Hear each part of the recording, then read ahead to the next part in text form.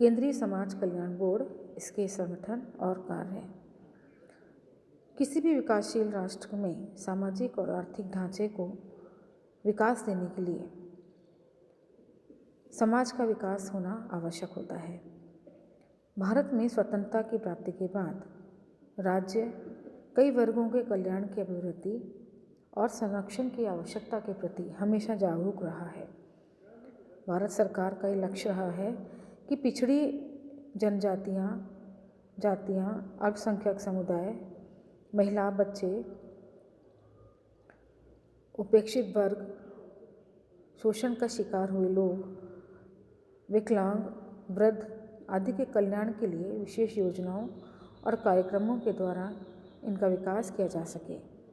इसी लक्ष्य को ध्यान में रखते हुए अगस्त 1953 में तत्कालीन शिक्षा मंत्रालय के एक प्रस्ताव के द्वारा केंद्रीय समाज कल्याण में ध्यान रखते हुए अगस्त 1953 में एक बोर्ड की स्थापना की गई।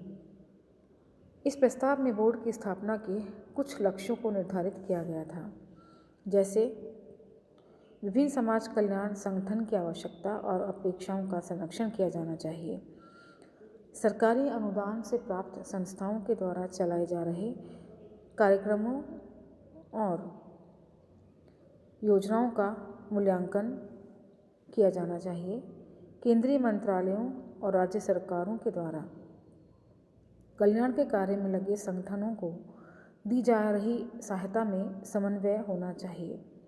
स्वयंसेवी संस्थाओं की स्थापना को प्रोत्साहन मिले, साथ ही समाज कल्याण में जो लगे हुए संगठन हैं उनको आर्थिक सहायता मिलनी चाहिए। इस हेतु समाज कल्याण कार्यकलापों को बढ़ावा देने के लिए तथा स्वैच्छिक संगठनों के माध्यम से यह कार्य किए जाने के लिए और कार्यक्रमों को क्रियान्वित करने के उद्देश्य से 12 अगस्त 1953 को भारत सरकार के संकल्प द्वारा केंद्रीय समाज कल्याण बोर्ड की स्थापना की गई। 1954 में केंद्रीय समाज कल्याण बोर्ड के कार्यक्रमों को क्रियान्वित करने, उनके विस्तार और विकास में बोर्ड की सहायता करने के लिए राज्य और संघ राज्य क्षेत्रों में राज्य समाज कल्याण बोर्ड की स्थापना का प्रस्ताव भी किया गया। राज्य बोर्ड की अनुशंसा पर विभिन्न स्कीमों के अंतर्गत स्वैच्छिक संगठनों को वित्तीय सहायता प्रदान की जाती है।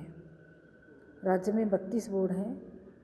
आजकल केंद्रीय समाज कल्याण बोर्ड के संगठन में निम्न प्रमुख अंग कार्य करते हैं।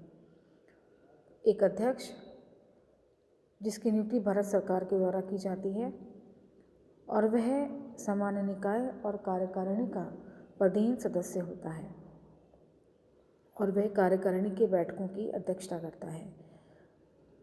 दूसरा होता है कार्यकारी निदेशक, जो दिन प्रतिदिन के प्रशासनिक कार्यों की देखभाल करता है और बोर्ड के सामान्य निकाय और कार्यकारिणी की समिति का सदस्य भी होता है।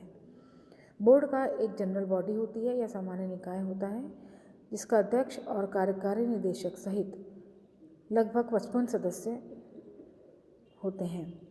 इन सदस्यों में सभी राज्य और केंद्र शासित प्रदेशों के प्रतिनिधि, सामाजिक कार्यकर्ता, वैज्ञानिक, सम्मान कल्याण प्रशासक और विभिन्न विषयों से संबंध रखने वाले प्रतिनिधि शामिल होते हैं।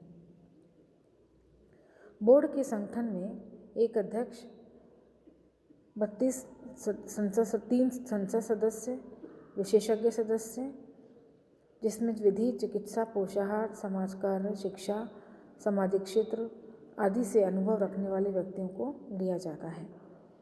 बोर्ड के सामान्य निकाय के अध्यक्ष और सभी सदस्य भारत सरकार के द्वारा मनोनीत किए जाते हैं। सामान्य निकाय की बैठक वर्ष में एक बार होती है।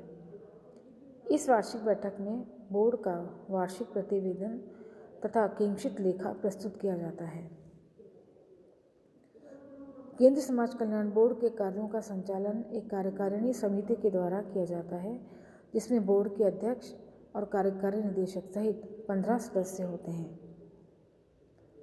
सामान्य निकाय में सभी राज्यों में बोर्डों के अध्यक्ष 32 होते हैं। संसद के प्रतिनिधि, जो लोकसभा से 2 और राज्यसभा से 1 होते हैं।